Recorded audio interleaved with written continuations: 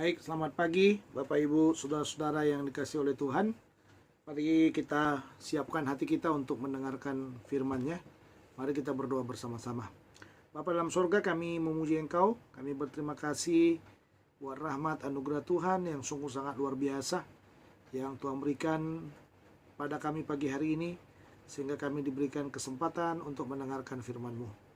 Kami siapkan hati kami untuk mendengar firman-Mu dan berbicaralah kepada kami semuanya.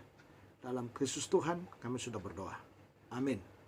Baik Bapak Ibu, saudara-saudara yang kasih dalam Tuhan, mari kita siapkan hati kita untuk mendengarkan firman Tuhan. Firman Tuhan pagi hari ini terambil dari Yohanes pasal yang pertama, ayat yang ke-43 sampai 51. Ya, Yohanes pasal yang pertama, ayat 43 sampai 51. Demikian firman Tuhan. Pada keesokan harinya, Yesus memutuskan untuk berangkat ke Galilea. Ia bertemu dengan Filipus dan berkata kepadanya, "Ikutlah aku." Filipus itu berasal dari Betsaida, kota Andreas dan Petrus. Filipus bertemu dengan Nathanael dan berkata kepadanya, "Kami telah menemukan dia yang disebut oleh Musa dalam kitab Taurat dan oleh para nabi, yaitu Yesus anak Yusuf dari Nazaret." Kata Nathanael kepadanya, "Mungkinkah sesuatu yang baik datang dari Nazaret?" Kata Filipus kepadanya, "Mari dan lihatlah." Yesus melihat Nathanael datang kepadanya, lalu berkata tentang dia, "Lihat, inilah seorang Israel sejati, tidak ada kepalsuan di dalamnya." Kata Nathanael kepadanya, "Bagaimana engkau mengenal aku?" Jawab Yesus kepadanya, "Sebelum Filipus memanggil engkau, aku telah melihat engkau di bawah pohon ara."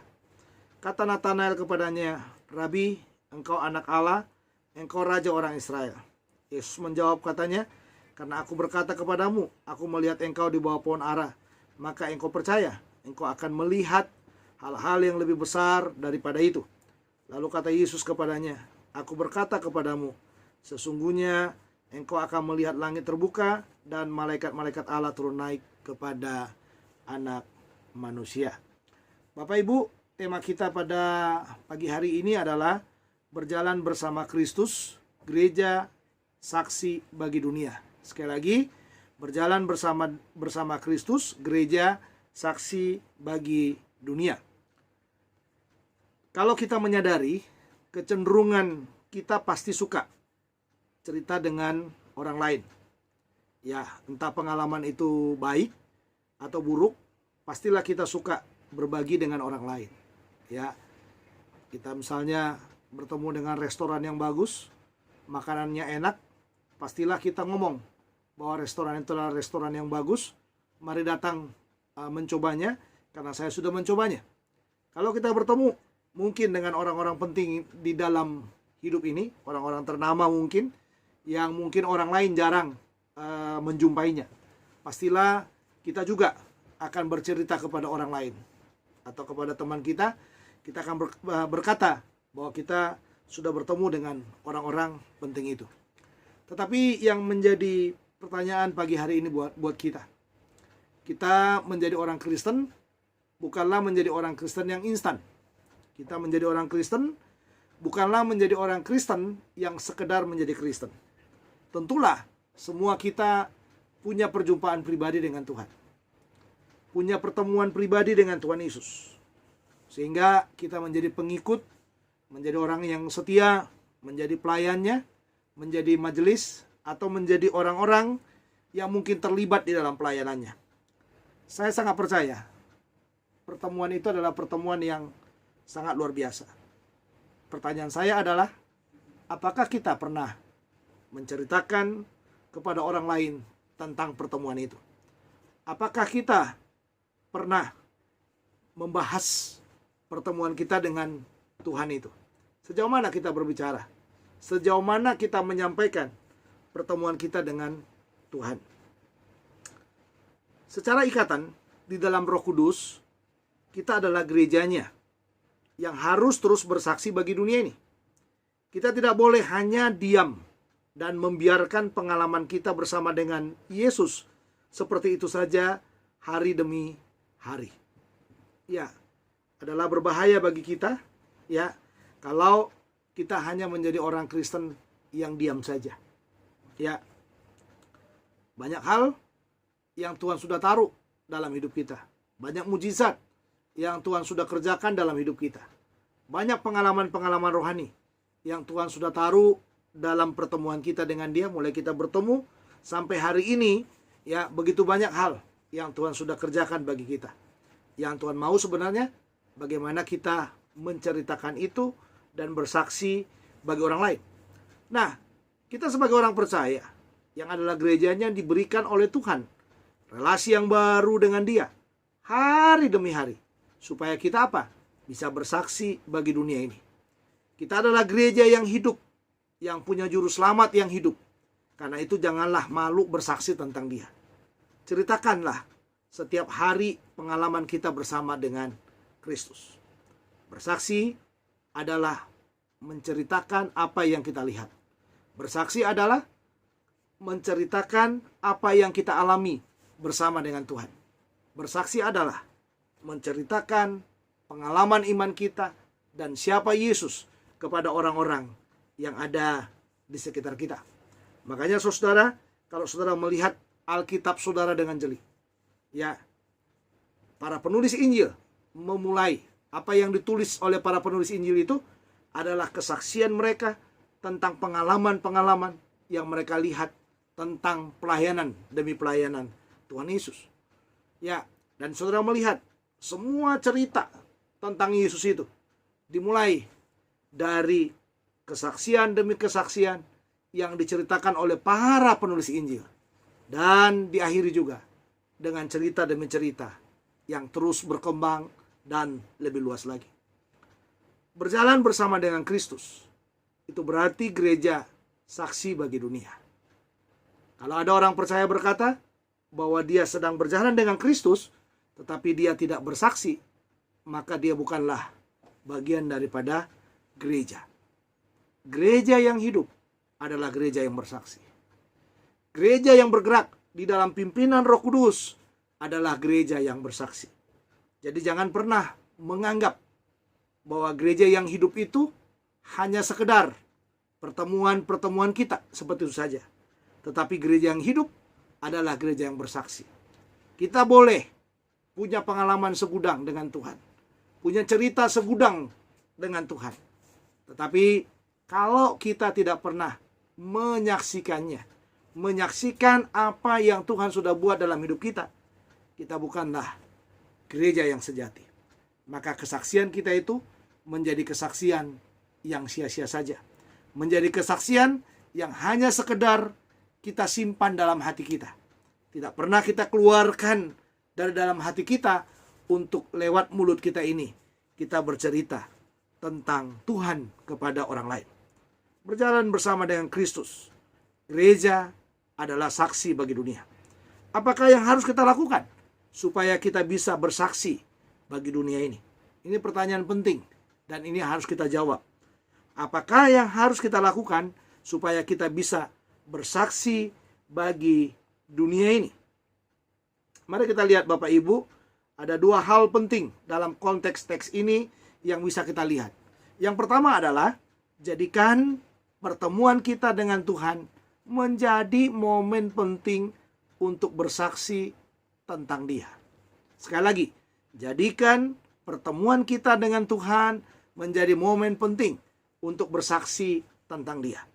Artinya, momen pertemuan kita dengan Tuhan pada awal pertama kita mengenal Dia dan setelah kita berjalan dengan Dia seharusnya menjadi momen yang tiada henti bercerita tentang Dia. Bukan hanya pertama kali waktu kita mengundang Dia masuk ke dalam hati kita sebagai Tuhan dan Juru Selamat pribadi kita, lalu kita menceritakan itu kepada banyak orang. Tetapi lihatlah, hari demi hari adalah momen-momen penting bersama dengan Tuhan. Banyak hal yang Dia kerjakan dalam hidup kita, ya, melalui pertemuan demi pertemuan pribadinya kita dengan Dia. Ya, banyak hal yang sudah Dia kerjakan, pertolongan demi pertolongannya yang Dia lakukan dalam hidup kita, supaya kita bisa bersaksi kepada orang lain. Perhatikan dalam konteks pembacaan kita pagi hari ini. Kata kunci pengalaman Filipus ya bersama dengan Tuhan Yesus adalah kata bertemu. Dalam ayat 43, kalau saudara melihat di sana, saya membaca buat saudara dalam Yohanes pasal 1 ayat 43. Pada keesokan harinya Yesus memutuskan untuk berangkat ke Galilea. Lihat di sana, Yesus sedang bergerak ke Galilea. Ya, untuk apa? Untuk melakukan pelayanan demi pelayanan ya, yang menjadi tugas yang Bapa taruh di atas pundaknya. Ya, lihat di sana ia bertemu dengan Filipus dan bertanya kepadanya dan berkata kepadanya, "Ikutlah aku." Tidak diceritakan dengan panjang lebar apa yang dilakukan di dalam pertemuan itu. Tetapi inti yang disampaikan oleh Yohanes kepada kita bahwa pertemuan dengan Filipus itu menjadi pertemuan yang dikatakan dalam bagian itu adalah tantangan Tuhan yang mengatakan, "Ikutlah aku." Lalu dijelaskan di dalam ayat 44, Filipus itu berasal dari Betsaida, kota Andreas dan Petrus. Lihat dalam bagian saudara, kata kuncinya adalah kata bertemu. Dalam pertemuan Filipus dengan Tuhan Yesus, ada pengalaman, ada momen yang begitu penting. Dan momen itulah yang sedang Tuhan taruh dalam hatinya, sehingga membuat apa? Membuat dia bersemangat untuk menceritakan lagi kepada orang lain. Makanya saudara, kalau saudara melihat di dalam ayat yang ke-45, Filipus bertemu, kata bertemu lagi. Tadi Tuhan bertemu dengan Filipus. Waktu bertemu dengan Filipus, tidak banyak yang diceritakan oleh Yohanes apa yang dilakukan oleh Yesus untuk mengajak dia. Tetapi kata kunci yang dipakai adalah ikutlah aku. Dan realitanya memang jelas di sini dikatakan bahwa Filipus pada akhirnya mengikuti Yesus. Setelah dia mengikuti Yesus, saudara, lihatlah di sini. Ini yang saya katakan tadi, momen itu. Inilah yang disebut dengan momen yang sangat penting itu. Karena dikatakan di dalam ayat yang ke-46. Ya, dalam ayat 45. Filipus bertemu dengan Natanael dan berkata kepadanya. Bertemu dengan Natanael dan berkata kepadanya, "Kami telah menemukan dia yang disebut oleh Musa dalam kitab Taurat, ya, dan oleh para nabi, yaitu Yesus anak Yusuf dari Nazaret." Saudara-saudara, ya, bagi saya secara pribadi, kata kunci bertemu menjadi kata kunci penting bagi Filipus. Pertemuan ini dia gunakan untuk bercerita. Nah, ini yang menarik ya saudara ya. Untuk bercerita tentang Yesus. Ya, bercerita tentang Yesus. Dan dikatakan di dalam ayat yang ke-45, lihatlah, kata Filipus di sana, ya, lihatlah ayat 45. Filipus berkata, bertemu dengan Natanael, apa yang dilakukan? Yang dilakukannya adalah bercerita tentang Yesus. Makanya di sana digunakan ungkapan, kami telah menemukan dia. Nah, ini ke saudara, kami telah menemukan dia. Saya rasa kita semua ya punya pengalaman yang menarik bersama dengan Tuhan. Apakah kita berani untuk bercerita kepada orang lain? Kita tidak akan menjadi orang Kristen yang disebut berani pada waktu ya kita berdiam diri.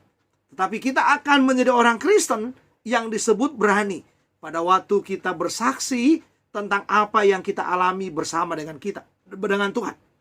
Kita bukan seorang yang berani pada waktu kita diam saja. Filipus memanfaatkan momen pertemuannya dengan Tuhan Yesus untuk bersaksi kepada Natanael. Bapak Ibu, saudara-saudara yang dikasihi oleh Tuhan, saya sangat percaya sekali bahwa memang tidak mudah kita menceritakan sesuatu yang kita alami kepada orang lain. Kadang-kadang ketakutan itu menjadi ketakutan yang mencekam juga. Kadang-kadang ketakutan demi ketakutan akan dipakai oleh iblis supaya kita tidak bercerita tentang Tuhan. Tetapi malam ini ya, lewat kebenaran firman Tuhan pagi hari ini bisa kita lihat betapa pentingnya kita membuka mulut kita. Apa yang menggebu dalam hati kita tentang Tuhan, marilah kita ceritakan kepada orang lain. Mungkin orang itu sedang di persimpangan jalan. Mungkin orang itu sangat membutuhkan keselamatan yang daripada Tuhan. Mungkin orang itu sangat memerlukan juru selamat hari ini bagi dia. Atau mungkin, ingat baik-baik, atau mungkin hari ini, pagi ini, kesempatan dia, waktunya dia untuk menerima Yesus sebagai Tuhan dan juru selamat pribadi. Dan mungkin saya dan saudara yang dipakai oleh Tuhan untuk menggunakan momen penting ini membawa dia kepada Tuhan.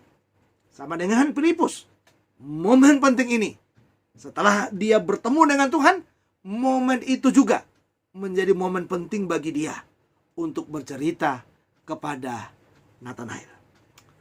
Unik sekali memang kekristenan itu. Kekristenan itu tidak pernah berjalan dengan kekerasan. Kekristenan itu tidak pernah mencari umat dengan kekerasan.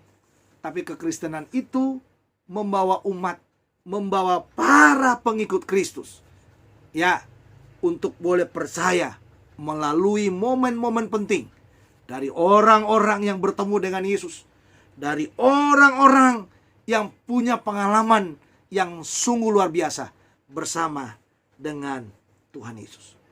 Bapak Ibu, saudara-saudara yang dikasihi oleh Tuhan, apakah yang harus kita lakukan supaya kita bisa bersaksi bagi dunia ini? Yang pertama tadi yang saya jelaskan kepada saudara, jadikan pertemuan kita dengan Tuhan menjadi momen penting untuk bersaksi tentang Dia. Yang kedua, perhatikan kebutuhan dari orang yang mendengar kesaksian kita. Sekali lagi, perhatikan kebutuhan dari orang yang mendengar kesaksian kita. Di dalam bagian yang dikatakan artinya begini, kebutuhan orang tidak selalu sama. Makanya Tuhan menaruh pengalaman segudang dalam hidup kita tentang relasi kita dengan Dia. Supaya apa? Supaya semua relasi yang tersimpan dengan rapi dalam pengalaman-pengalaman kita itu bisa kita gunakan pada waktu apa? Pada waktu kesempatan itu muncul untuk bercerita kepada orang lain.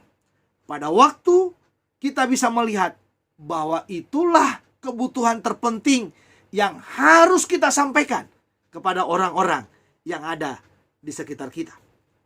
Saudara-saudara yang dikasihi oleh Tuhan, kalau saudara perhatikan di dalam bagian ini, kita bisa melihat bahwa Tuhan akan memberi hikmat kepada kita untuk bisa menjawab kebutuhan dari orang yang kita layani. Gak sama ya saudara gak sama. Makanya kadang-kadang Tuhan membuat kita sakit.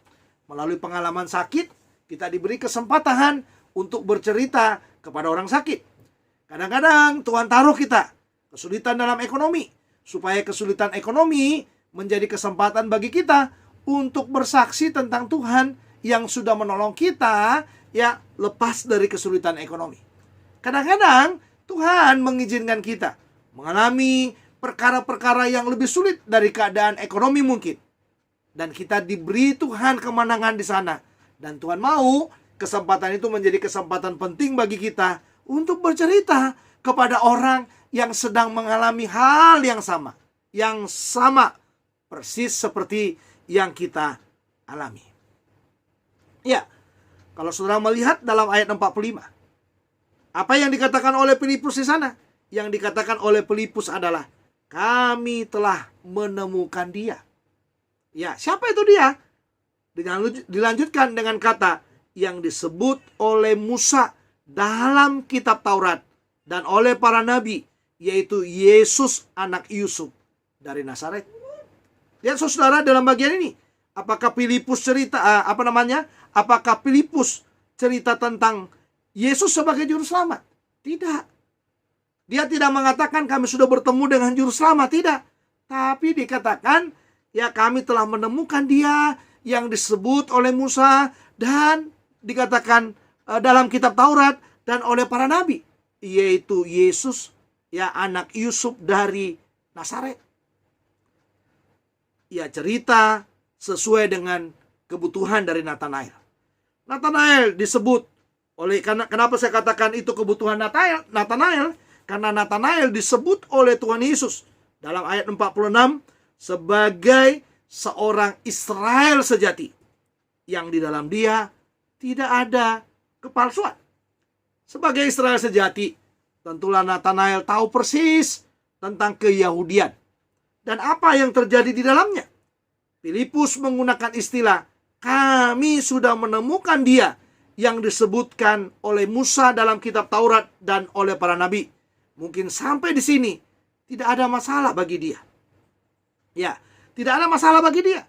Tetapi kelanjutan dari kesaksian ini disebut oleh Filipus sebutan Yesus anak Yusuf dari Nazaret. Apa yang menjadi jawaban Nathanael? Lihatlah ayat 46. Di sana dikatakan, mungkinkah sesuatu yang baik datang dari Nazaret? Kenapa saudara? Karena bagi Nathanael tidak ada nubuat di dalam Alkitab yang menjelaskan bahwa juru selamat itu akan datang dari Nazaret. Tetapi dari Bethlehem, iya. Dari kota raja itu, iya. Dari pusat pemerintahan itu, iya. Tetapi tidak ada sebutan ya bahwa Mesias itu akan datang dari Nazaret. Mungkin Nathanael lupa ya dengan Yesaya pasal yang ke-9 ayat 1 yang disebutkan di sana bahwa bangsa yang berjalan di dalam kegelapan telah melihat terang yang ajaib. Allah bisa memutar segalanya. Yesus memang dilahirkan di Bethlehem.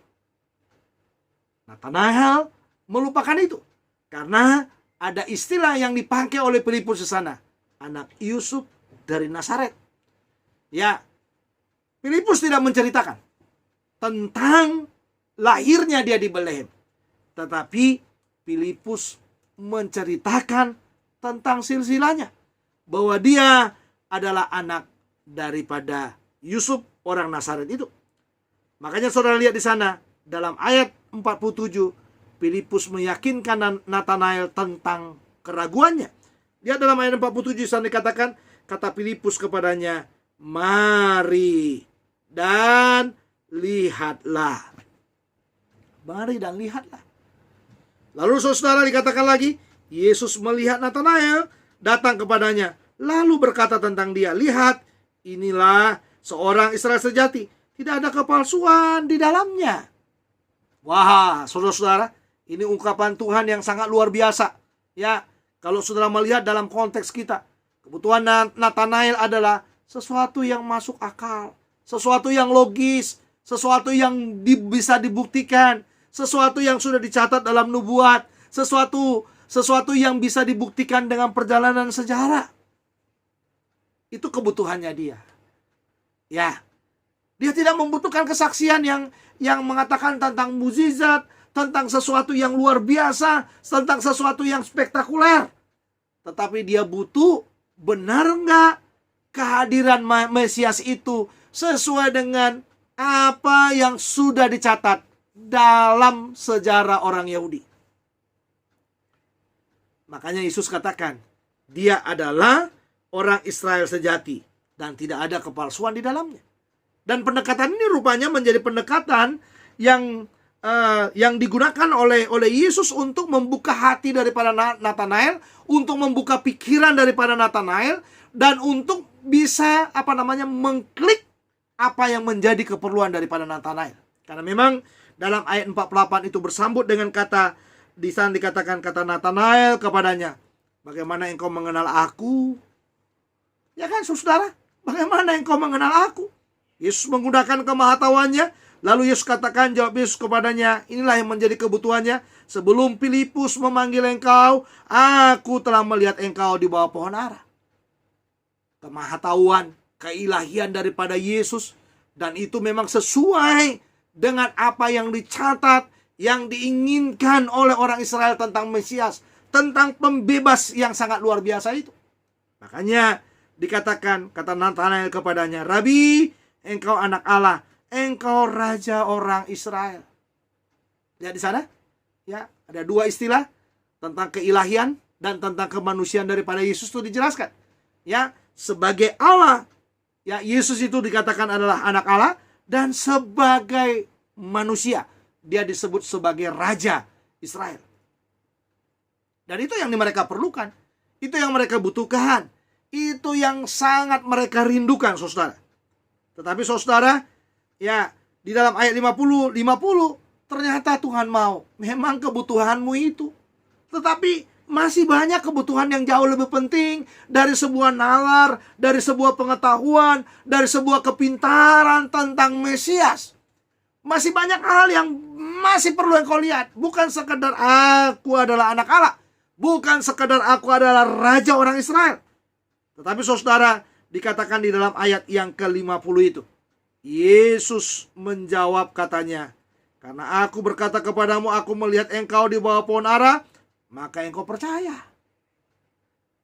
Seharusnya saudara memang perlu mujizat, perlu sesuatu yang spektakuler, perlu mungkin penglihatan buat kita untuk meyakinkan kita tentang Mesias itu.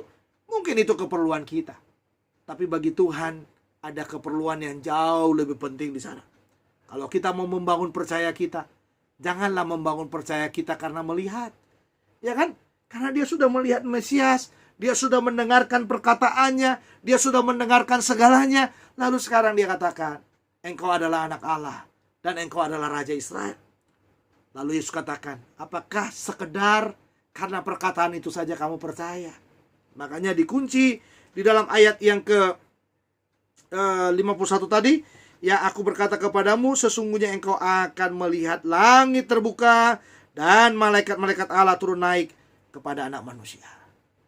Yesus mau menjelaskan bahwa Mesias yang kamu lihat itu bukan sekedar anak Allah, bukan sekedar Raja Israel, tapi dia adalah Allah.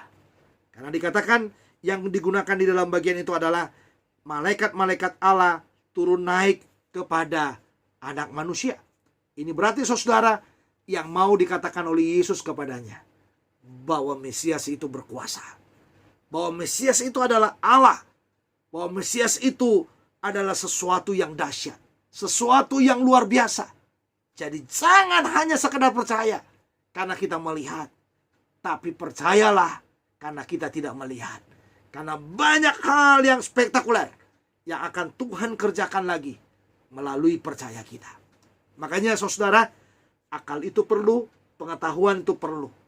Ya, segala hal yang perlu kita lakukan dengan akal kita, taruhlah akal kita di tempatnya. Ya, segala sesuatu yang mungkin kita ragukan dengan akal kita, jawablah dengan percaya kita. Ya, jawablah dengan percaya kita. Jadi jangan jadi orang percaya yang hanya ya segala sesuatu itu perlu dinalarkan, perlu diketahui dengan nalar dulu, baru kita percaya. Tapi iman juga harus berjalan di dalamnya. Percaya kita harus melebihi pengetahuan kita. Bapak Ibu, saudara-saudara yang dikasihi oleh Tuhan, bagaimana dengan kita? Masihkah momen pertemuan kita dengan Tuhan Yesus menjadi momen yang kita gunakan untuk bersaksi tentang Dia? Masihkah kita memahami kebutuhan dari orang yang kita layani? Atau kita sudah tidak peduli? Atau kita sudah tidak peka lagi tentang kebutuhan-kebutuhan orang di sekitar kita? Mereka butuh kesaksian yang tepat untuk kebutuhan mereka. Makanya bangunlah keintiman dengan Tuhan itu dengan luar biasa, supaya pengalaman-pengalaman dengan Tuhan itu menjadi pengalaman yang bisa Bapak Ibu gunakan untuk bersaksi bagi banyak orang. Marilah kita giat terus untuk mengerjakannya. 2021 ini semoga Tuhan memakai saudara untuk terus bersaksi kepada orang lain. Dan semoga Tuhan memakai saudara untuk membawa orang yang terhilang, orang yang tersesat kembali kepada Tuhan. Datang beribadah kepadanya, datang memuliakan Dia, menyerahkan hidupnya kepada Tuhan, dan dia juga memanfaatkan pertemuan itu untuk bersaksi kepada orang lain. Mari kita berdoa. Bapa dalam sorga, terima kasih buat firman-Mu. Kami sangat percaya akan kasih sayang Tuhan yang tidak pernah habis dalam hidup kami. Dan biarlah kasih sayang Tuhan itu menjadi kasih sayang yang terus memberkati kami, yang terus menguduskan kami, dan yang terus membawa kami kepada kemenangan demi kemenangan bersama dengan Tuhan. Buanglah semua ketakutan kami dalam hal apapun dalam hidup ini, supaya semua ketakutan itu bukan menjadi penghalang bagi kami untuk menyaksikan Tuhan kepada orang-orang yang ada di dunia ini, yang ada di sekitar kami, dan kami diberi kesempatan terus untuk mempermuliakan nama-Mu. Kami mendoakan jemaat-Mu supaya Tuhan tolong kami dalam masa pandemi ini. Beri kami kekuatan hikmat yang daripada Tuhan, supaya kami boleh berjalan dengan kemenangan yang daripada Tuhan.